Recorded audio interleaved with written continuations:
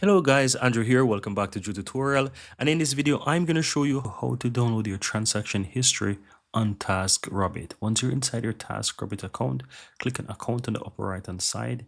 Then on the lower left hand side, you will find transactions. So if you click on transactions, here you'll be able to download your transaction history. It will show you transaction history as well.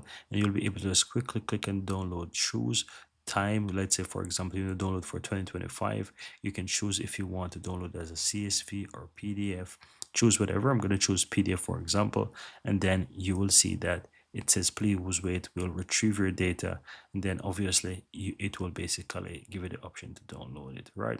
So that's pretty much all that you have to do, guys. Very easy. As you can see, it says click right here to download. You click here and then you'll be able to see your transaction history.